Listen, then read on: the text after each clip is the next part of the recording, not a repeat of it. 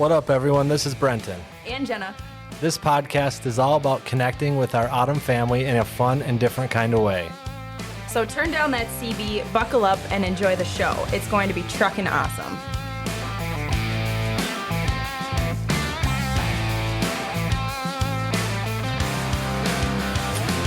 All right, everybody. Welcome to the Autumn Transport Podcast. My name is Brenton. I'm the host, and I'm also a dispatcher at Autumn Transport.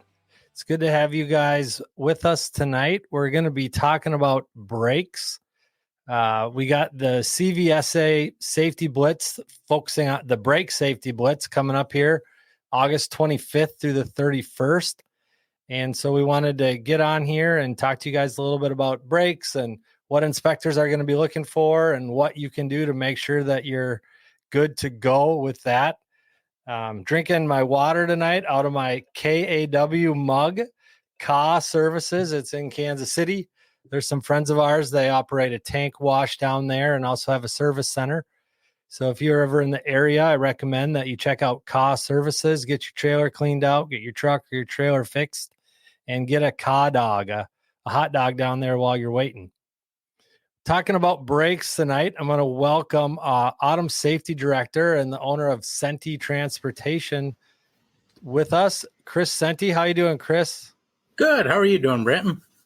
I'm doing good tonight. It was a beautiful day in Minnesota. Yeah, it was.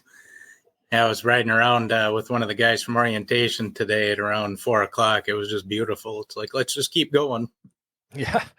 Yeah, pretty exciting. We added 2 new drivers to the tank fleet, the liquid tank fleet at Autumn today. A couple owner-operators contracted on to pull our tanks and work with us. So we want to welcome Tim and Bill to the Autumn family. It's always good to add a couple new drivers and meet some new guys. Yeah, and seems like a couple of good guys today, too. Did real well with the pre-trip inspections and with the driving. So just get them into the Autumn way and learning what they need to do. And that's right. Join the mix pretty well. Hey, Mike Nolan, thanks for watching tonight. Good to see you. Hope you're doing good down there in Texas. Chris, we'll jump into brakes in a second, but when a guy signs on with Autumn, what do they kind of go through in terms of meeting with you, and what's the relationship like with safety right out the gate? So generally they're with us first thing in the morning. They'll meet with Jenna when she is around. Right now they're meeting with Shar while Jenna's out on maternity leave. Can't wait for you to come back. They will meet. They'll give them their med card and driver's license, take copies of that, and then safety will take them out to do their pre-trip inspection and their road test at that point. So they're with us for probably about an hour and a half or so, give or take, depending on how many questions the driver has, and depending on how long the road test takes. Like today, we had a little delay. We got into Cottage Grove and they had the on-ramp to the highway shut down while they were painting it. So we had a little delay during the road test, but about an hour and a half usually that they're gone with us. And then they come back and they'll do a portion of orientation. And then after lunch, safety will come in and do the safety orientation part with distracted driving, crash prevention, and hours of service.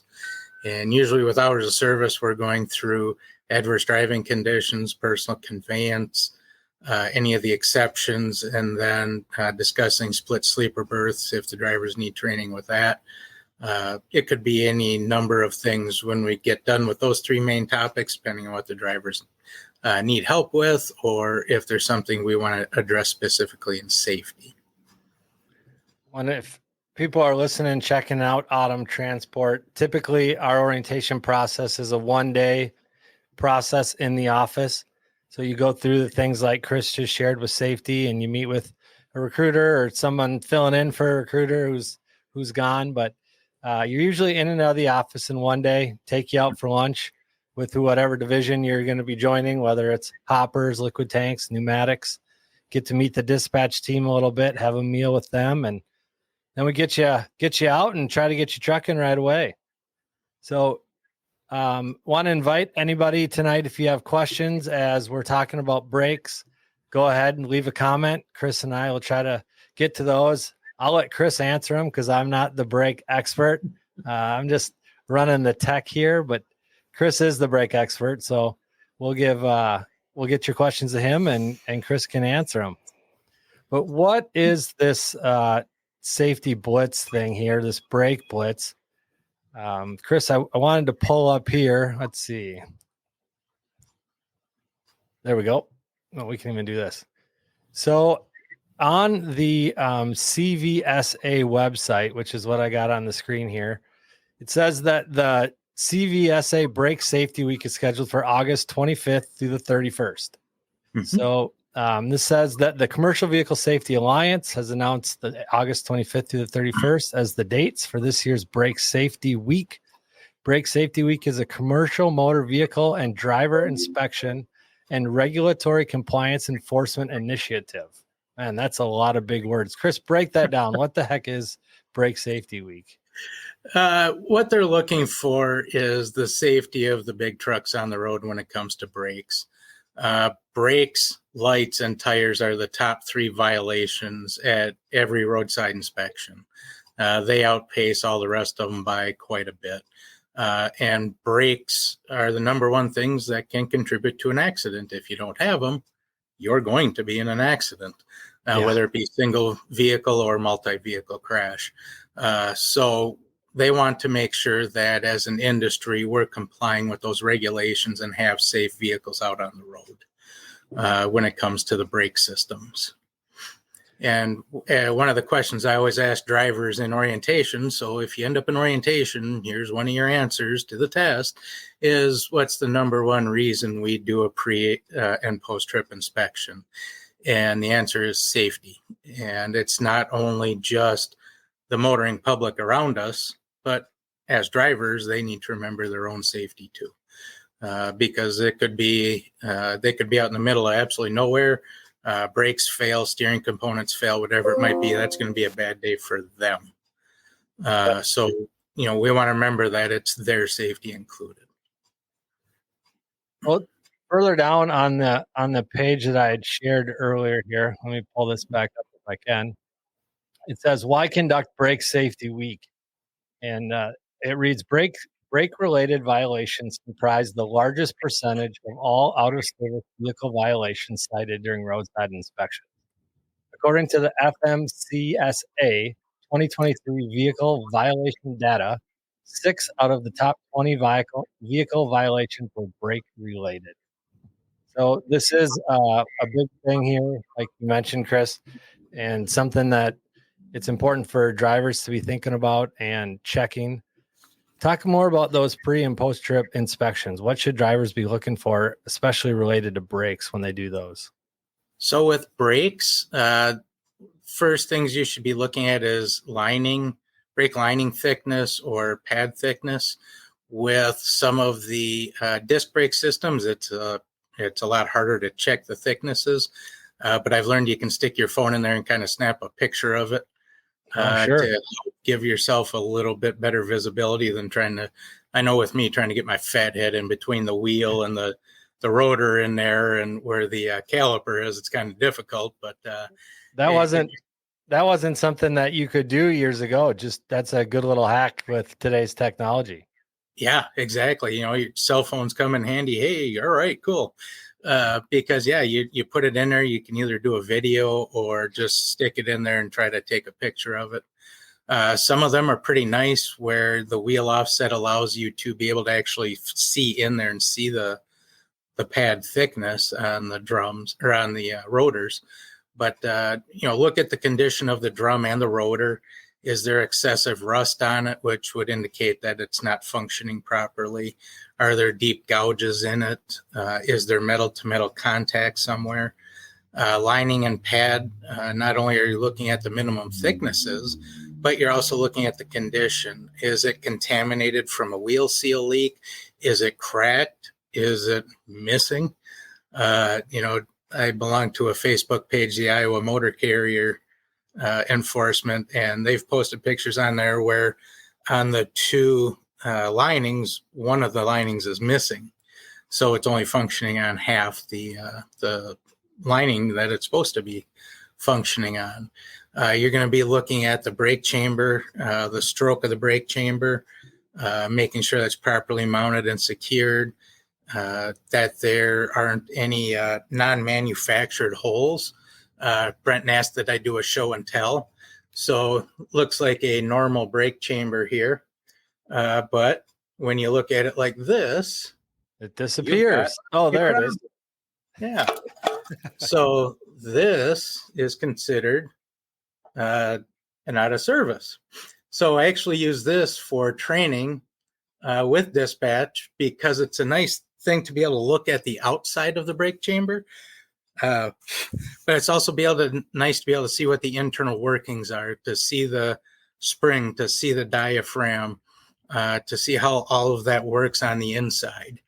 Hey, Gene. Hey, nice Gene. to see you here too. You're going to be also looking at like the slack adjusters, making sure that they're functioning. If it's a drum system, you're going to be looking at slack adjusters. And not only are brakes a visual, but it's also a hands-on part for inspecting too.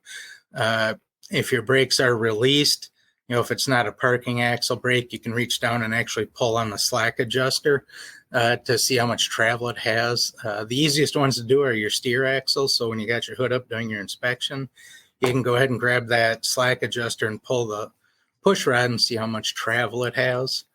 So that's a lot of stuff, Chris. And drivers are supposed to be checking all that stuff every day.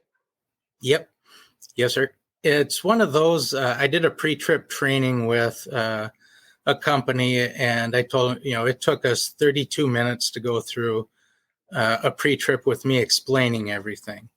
And the owner of the company says, you expect my guys to be out here for a half hour to 45 minutes every day inspecting this? I said, no, because the first few times as you're learning it and trying to get your routine down, it does take a bit of time. But over time, you're going to become faster with the process. As you get it down, you remember what your process is going to be. And the more knowledge you have, the quicker you're going to be able to look at something and go, yep, it's good, it's good, it's good, and then move on to the next. Whereas when you're first learning, you're questioning yourself a little bit. So you're taking a little more time. And just trying to get that initial process down takes a little bit of time. Yeah, I suppose it's like anything. The more you do it, the more comfortable you become, and the easier it is, the faster it goes. But that is a lot of stuff that you just rattled off there, and I guess it could be kind of overwhelming. A lot of that stuff, are those things that could go at any moment, or is it stuff that sort of you can kind of watch and see that maybe it's deteriorating a little bit over time, and certain things you just kind of keep your eye on, or is it stuff that just one day it's just busted? Yeah, so the majority of the stuff is a wear down over time, like the lining thickness. That's an overtime thing, but a cracked brake lining usually happens, like, oh, hey, it was fine yesterday and today it's done. We had that with one of the trucks that we had here quite a bit that we were just using for road tests. Well, I inspected every day before we take it on a road test. And one day I went out, did my inspection. Hey, it got a cracked brake lining now. But the majority of it, like your hardware could break off, especially up here in Minnesota. We refer to rust as Minnesota Loctite or the magic disappearance because you have stuff that'll corrode away with rust. Things like that. That's going to be keeping an eye on, but then like, okay, it's doing okay. And then one day it might be gone, hardware especially.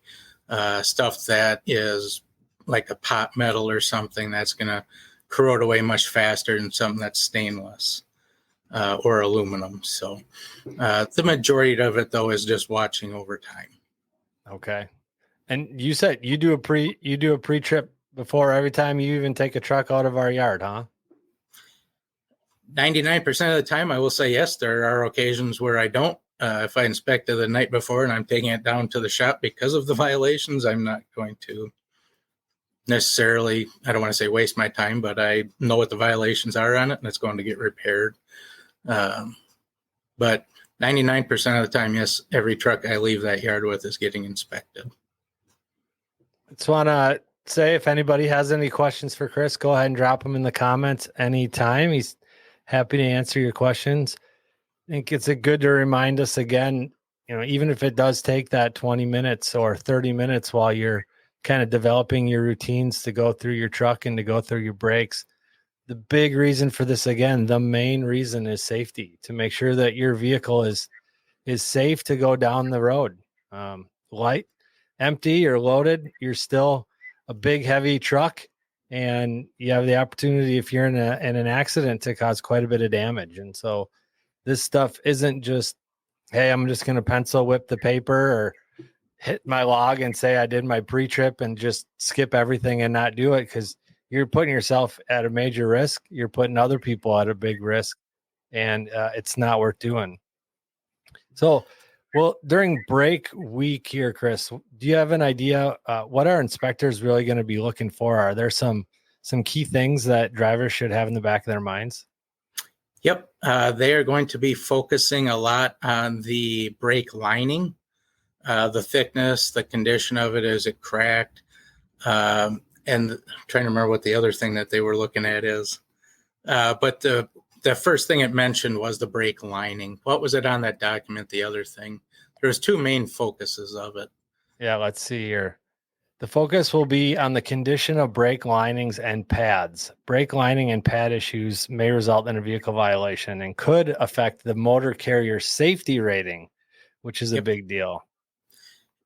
And I will give you an example. One of my customers just is going through an audit, and one of the first things. That's exactly right, Fern. Sorry to interrupt you, Chris, but Fern is exactly right. Overwhelming it can be to check everything, but well worth, because you and others in accidents that could happen if you're not taking care of that stuff. So that's a good reminder. Hey, Fern, it's good to see you out here. Yeah. Hey, Fern, thanks for watching. So, yeah, Chris, tell that again. One of your customers had an issue?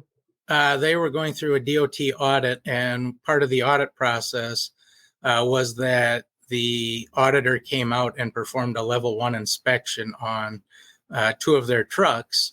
And one of the main focuses was brakes.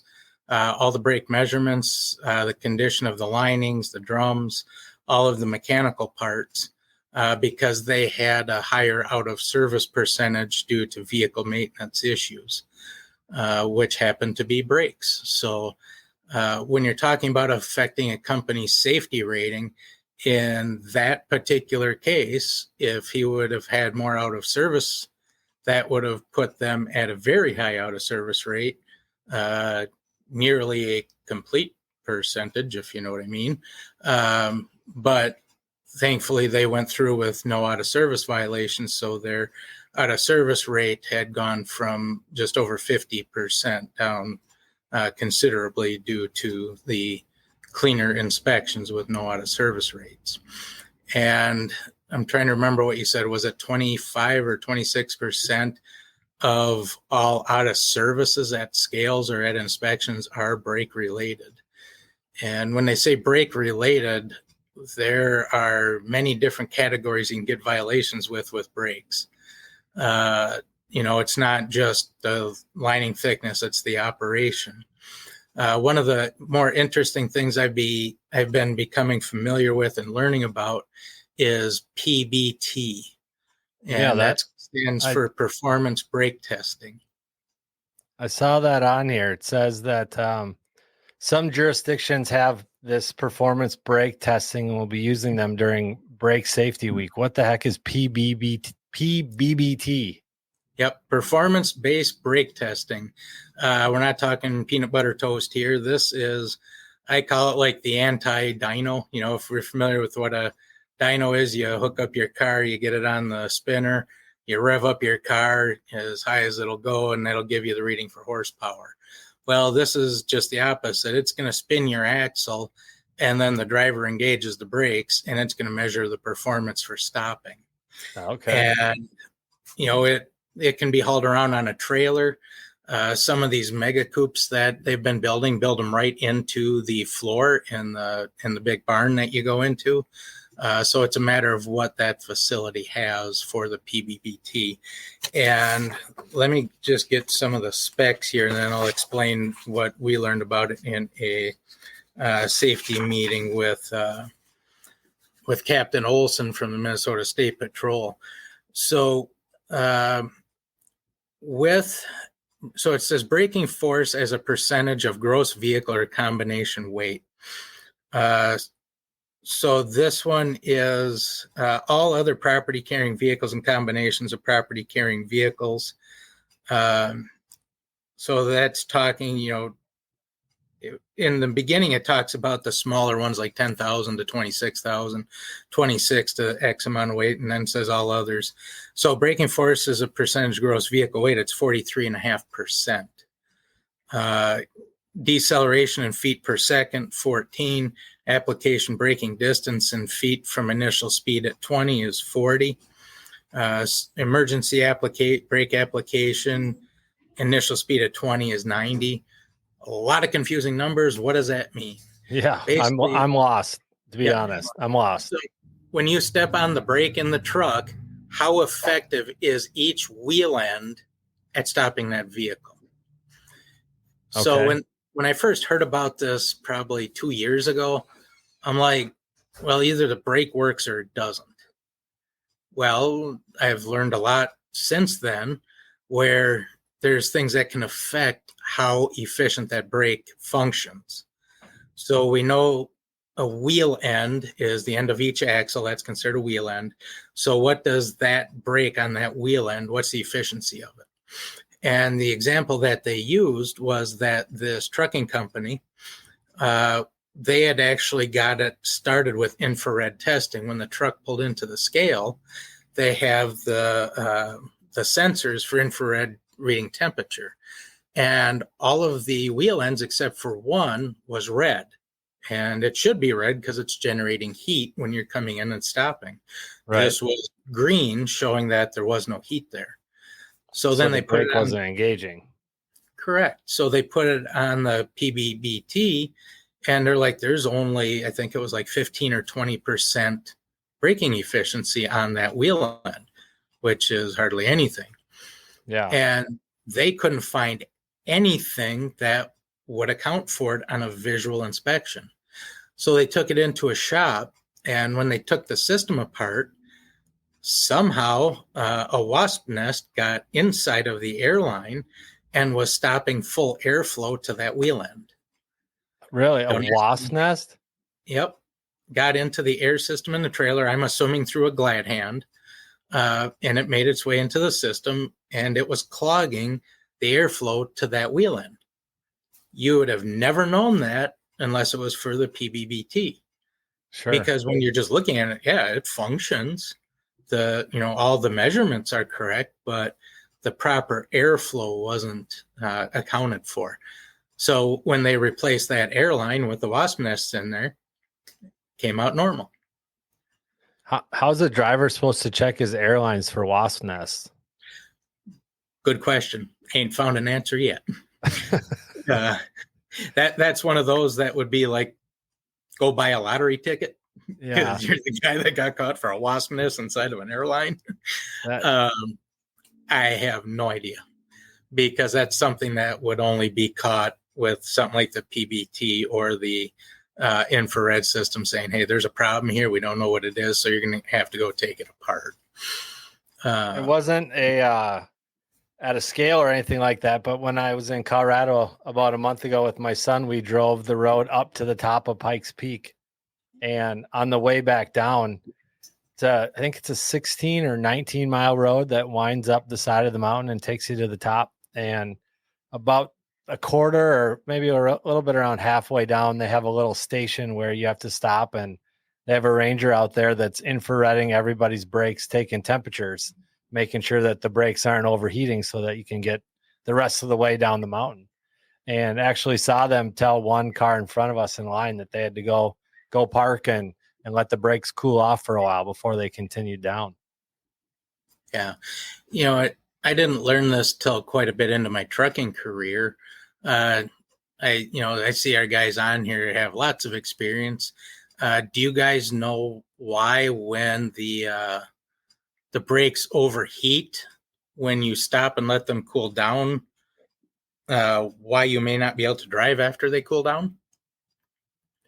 So when the brakes overheat and you stop and you let them cool down, why can you not always move again? That's what you're saying?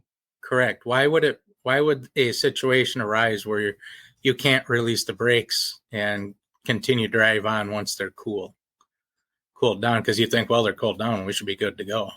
And it's only a case with drum brakes. It is not with disc. It's only with drum. And it has to do with heat. Yeah, I mean, I'm guessing it probably has something to do with the way that heat is going to make maybe something expand. Yep. So what happens is with the drums, you have the metal drum, and when you heat it, it expands. And with automatic brake slack adjusters, it's going to screw out and continue to expand those shoes to meet that drum. But after a while, it can't expand it anymore to meet that drum. And that's where brake fade comes in. I haven't heard of that. What's brake fade? That's when you go to step on the pedal and there's nothing there in a brake drum, in a drum system, because you've heated it up enough where that drum is now so expanded, the slack adjuster can't adjust enough to get to it, so you have no brakes. And that does it as it heats up. So that's where the fade comes in, because it's not an immediate thing. It's a fade out. So then you get stopped, say, okay, I'm at Mom and Pop's Diner. I'm going to go in for some coffee and we'll just let the brakes cool down. You get there and all of a sudden you go to release your brakes and it won't go anywhere. Being a typical truck driver, we get out and check our air lanes, make sure some jerk didn't put quarters in between it. And everything checks out, but you release the brakes and nothing happens. Well, what happens is that slack adjuster was trying to push those linings out, but now the drum cooled down and constricted back to its normal size. So being as it shot those shoes out so far trying to meet the drum, now the drum is actually holding tight to those linings. So then you'd actually have to get somebody out there, or if you're able to yourself, you have to be certified, you can back off those linings and then readjust them to the proper adjustment, which depending on the system, how you do it, a lot of guys back it off, screw it down till it gets tight and then back it off half or 3/4 of a turn. But that's why you may not be able to release your brakes if you've had fade. You get stopped, that drum is constricting again back to its normal size and it won't let go of the linings. Gotcha. Well, Chris, I wanted to share this for people. This is on the CVSA website. So guys, you can go there, guys and gals, you can go there and you can check this out yourself. They have this little document, 10 brake lining and pad tips. See if I can pull it up so that I can see it a little bit better here. I can't. All right. Well, anyways, I would recommend that you guys go there and check this out. Kind of gives you 10 different things to look for. Chris, what are you telling drivers? I know you sent out a message to our fleet earlier this week, just talking about this upcoming check. And I think you attached a PDF, a flyer of some sort to that as well. What are you telling guys that they should really be looking for? One of the things that's been coming on lately that I've been seeing a little more in our fleet is contaminated brakes. One thing that will get you the contaminated brakes is a wheel seal goes out, and that wheel seal will leak down onto the shoes. And then once it builds up in the shoe, then it'll spill over into the lining. And the theory behind brakes is friction. You need friction between that lining and that drum to stop the vehicle. Right. Well, if you put oil in there, guess what happens to your friction? It's gone. So your vehicle becomes unsafe because now you have less braking efficiency. Hey, Jeff, nice to see you. Nice to see you, Jeff. Yeah. Runoff in case emergencies? Yes, they do, Fern. Those are scary. Every time I see those, I'm just like, man, I hope I never see anybody have to use one of those things. Yeah, I was watching YouTube the other day, and they showed one. It was, can't remember if it was a Martin truck or who it was, but they were maybe 10, 20 feet from the very top of the ramp, and the caption said high score. That's one that you're going to need a new set of pants after you get done that ride. Yeah, that's the truth. Hey, what's Shar talking about here, Chris? Remember, even a shop can cause violations. Not a shop. They always do perfect work when they fix stuff. So that's one common one. Is the second way is wheel contamination from a wheel seal. Well, when a shop greases the truck or trailer, you have some shop guys that are very meticulous. They grease it. They wipe everything off with a rag, so it looks all nice and pretty. By the way, those are my guys that I just love because I have OCD. So when they make it look pretty, I'm always happy. And then you got the guys that just hook it up. And if they got a mechanical one, they're just pumping away. Or if it's an electric, they'll just sit there and count to 5, whether it needs it or not. And all of a sudden you've got a big grease glob that will either fall off because it either didn't go into the zerk or they had it coming out of the zerk and then it falls on top of the brake shoe. Well, we all know, we just talked about brakes heating up. When grease gets hot, it becomes liquid or it'll start to melt. And then you've got a contaminated brake lining once it reaches the linings. And you can tell when it is contaminated because you'll see that kind of a wetness look. You'll be able to see where the color change in the lining is. And once it's contaminated, some of these shops say, well, you can just put it in the washer and, clean all that off. If it's really, really tiny, maybe. But if you got half of that lining contaminated, just get new ones because you want that efficiency there. And new brake linings are a lot cheaper than a claim. For sure. All right. Anybody else got any questions for Chris about brakes and the upcoming Brake Safety Week? Again, that's happening August 25th through the 31st. You're going to have more inspectors out there on the roads. They're going to be pulling you in for more inspections. Chris, doesn't Adam have a program to reward drivers for clean inspections? Yes, we do. For a clean level 3, we give a $25 gift card. For a clean level 2, it's $50, and for a clean level 1, it's $100. So, I mean, nobody really wants to get inspected or go through the time of that, even if you're a guy who takes great care of your truck. I mean, it costs you time in between loads or making that next delivery, but there is a little incentive for you to run a clean truck and to spend a little time doing your pre-trip, especially during this week. We don't want to ever say like, oh, it's brake safety week, so now make sure you're checking your brakes. Like, this is something that you should be doing every day. You should be, and remember the reason behind it. It's for safety. We don't do the pre-trip in case we get inspected so that we get a gift card. But it is something that you should be doing every day. And I guess the truth, though, is that they are going to be looking for things a little bit more closely and a little bit more often. So it is especially important to be really focused on it for the next week. Yeah. And just keep that in mind. If you are pulled in and inspected, brakes are number one, but they're not stopping at brakes. If they see any other violations, they're going to take those too. That is a great reminder. We had talked on a previous podcast, Chris, about how you can avoid being inspected. Do you have any tips on that? Things that guys can do that that inspector will maybe choose to just move them on a little easier than they might somebody else? How do you not make yourself a target? I will give you the top 3 reasons. Number 1 is speeding. which was our last live stream, which I want to say, drivers of autumn, you're doing awesome. We've had a lot of conversations the end of last week and so far this week, and you guys are doing awesome. So thank you. That was our discussion on speed gauge, which that video's on YouTube. So any of you that didn't see it or didn't get a chance to like it or subscribe to the YouTube channel, go do that. But yeah, that's what Chris is talking about there. Oh, Fern's got a great tip to get through inspections. Bring coffee and donuts. No, that's what you bring to your safety director when he calls you up for refresher training.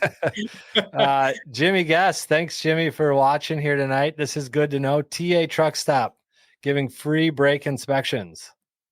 Yep. So if you got time, you're going to park at a TA or something like that anyways, go get your brakes inspected. It's free. Thanks, Jimmy. I believe when they do Blitz week, I want to say some of the TAs do free mid-trips, mid-trip inspections, so you can go through there. So use your available resources. But back to not getting yourself caught in speeding, use of your seatbelt, making sure your seatbelt's on there, and low-hanging fruit. So some drivers may not understand the difference between being inspected and being scanned. I didn't until it was like 2004, 2005. It was during the Blitz week, the normal Blitz, the 72-hour. I pulled into the scale. There was an officer just before the scale. He said, "Okay, driver, stop." I rolled my window down. And I said, "Okay, what do you want me to do?" He goes, "Turn on all your lights and step on the brakes." Turned on all my lights, stepped on my brakes. He walked around. He said, "Have a good day, driver." And I said, "Don't I get my report?" He goes, "What report?" I said, "My inspection report. I get a gift card." This was what the carrier I was at the time gave you $100 for a clean inspection. Sure. And he goes, "I scanned you, driver. This wasn't an inspection, so get going." I'm like, "Oh, okay."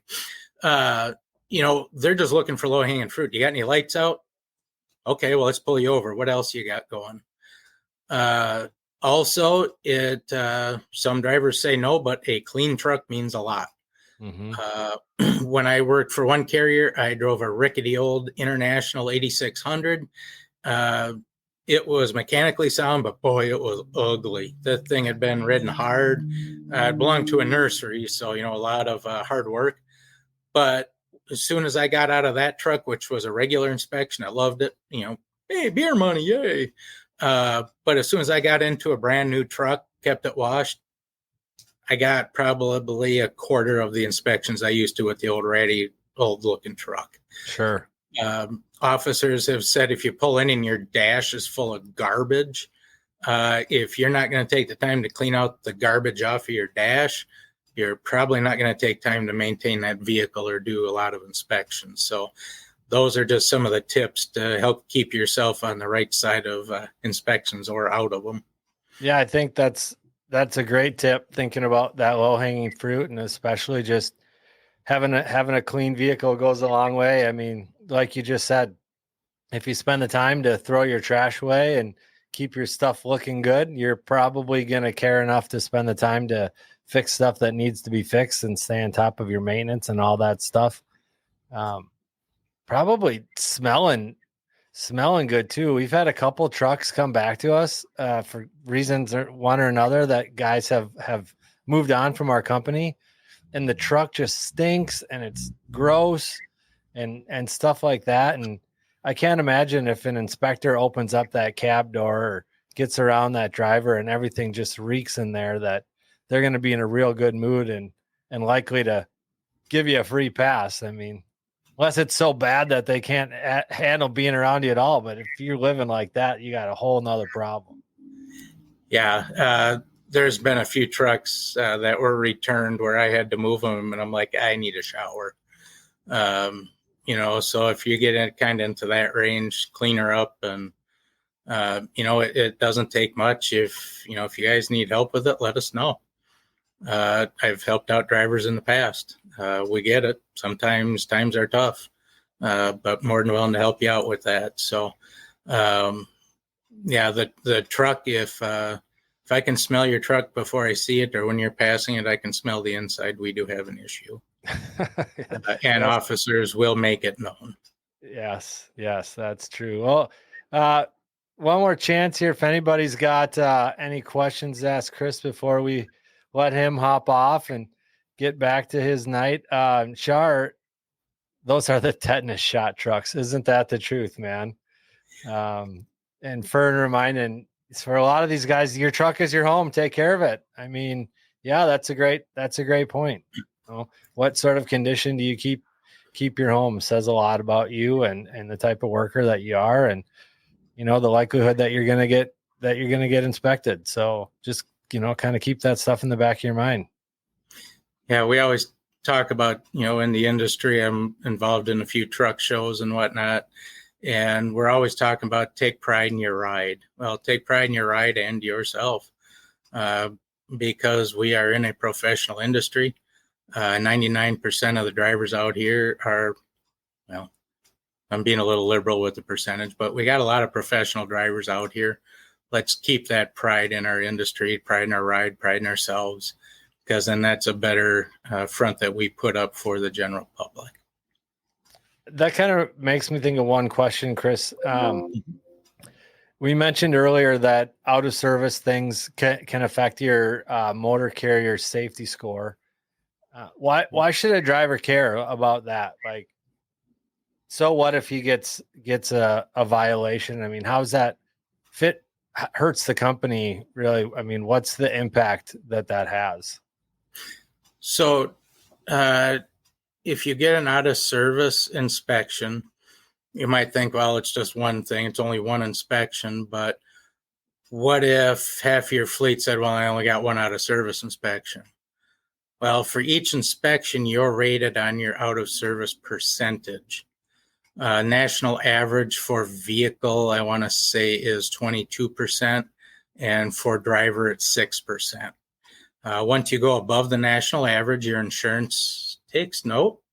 Some of your customers will take note. Depending on what you're hauling, like with hazmat, some customers won't accept above the national average.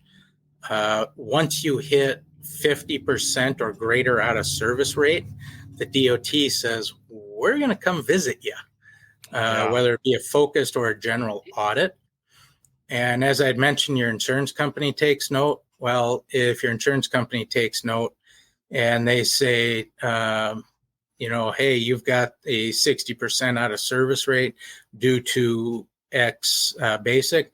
If you don't get cleaned up, we're going to up your rates or we'll just drop you, which I saw with one carrier. Their vehicle maintenance started to go up drastically.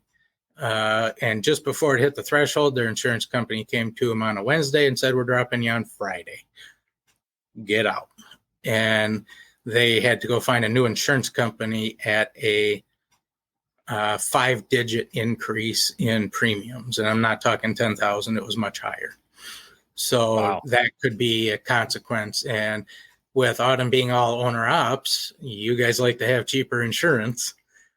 So if we're getting a lot out of service, our insurance, they have options they can do to make us comply or up our rates or just drop us. So just because you think, well, it's just one out of service, I'm only one driver. Well, if a lot of those little one out of service, one driver type things add up quickly. And the DOT can put you out of service. What they will do is if your out of service rate is too high, they come in, they will do a compliance review. And in that compliance review, if they find too many critical and acute violations, they can either give you a conditional rating or they can give you an unsatisfactory.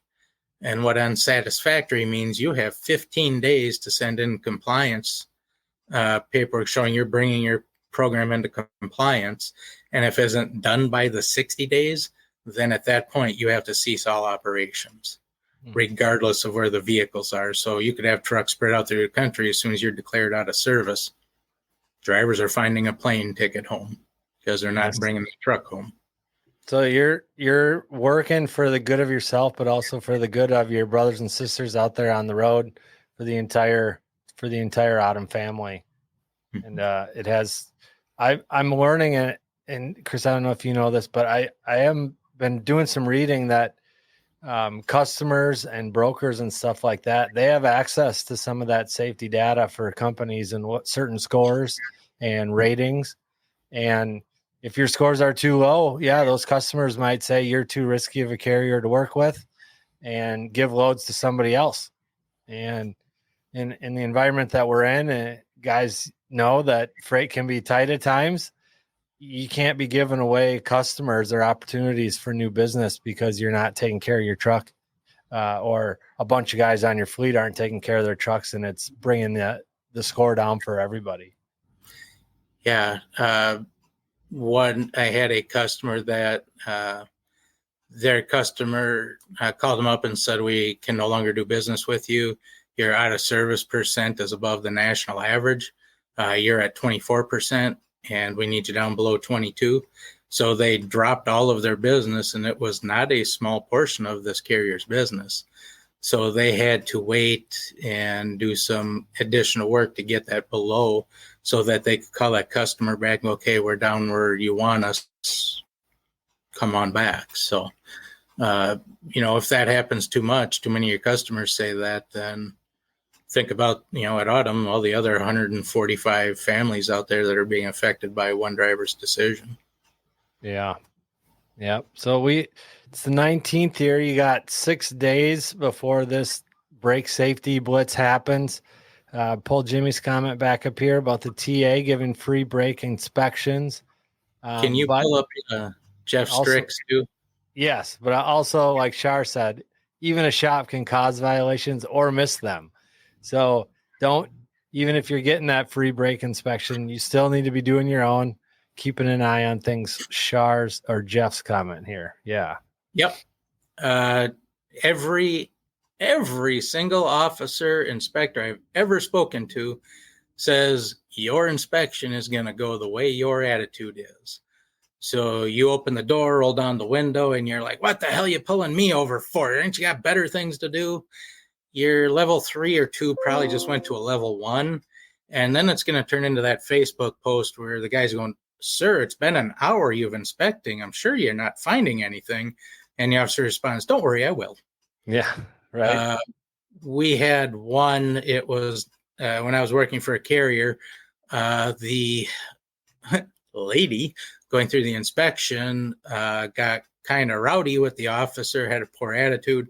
So he wrote her up for not having washer fluid in the reservoir. Wow. And that is a 1-point violation. And that's the only time I've seen that ever on a inspection. And it was due to the driver arguing with the inspector. Yeah. So be professional. You see the videos online, with the police, and I have a brother who's a police officer, and, just the way that they can be treated. They're just out there trying to do their job just like you're doing yours. Your job is to drive the truck to get load from point A to point B. Their job, what puts money on the table or food on the table and money in their bank account, is to work at the scale house or do the inspections as truck comes in. And I think it all kind of goes back to the golden rule, right? Treat others the way you want to be treated. That officer comes up to you, you treat him how you want to be treated. You want to be treated well. You want to be treated with patience and kindness and grace. You got to offer that to him right from the get-go. Yeah. And, most of the people that know me know my sense of humor and some of what I talk about State Patrol. We had a driver going through Ohio the other day, and he had a 3-minute violation on his logbook. And the officer says, I'm not worried about 3 minutes. I'm not writing you on 3 minutes. It was so refreshing to see that and hear that, because there's officers out there that are trying to do a good job. Mm-hmm. And there's others out there like, oh, you're 3 minutes over. You made my day. So, granted, we run into those guys, but there are decent officers out there trying to do a really good job. So give them the benefit of the doubt. Treat them good. be professional about it, and you're probably going to walk away with a good experience. And maybe walk away with $100 gift card in your pocket for getting that clean inspection. Yeah. Yeah. Well, Chris, thanks for coming on here tonight. Thanks everybody for listening and watching. If you have any additional questions, go to the CVSA website. They have some flyers there. They have some checklists there that you can print off or have on your phone to reference as you're doing your pre and your post trips. Take Jimmy's advice, maybe stop in at a TA along the way and get a free brake inspection.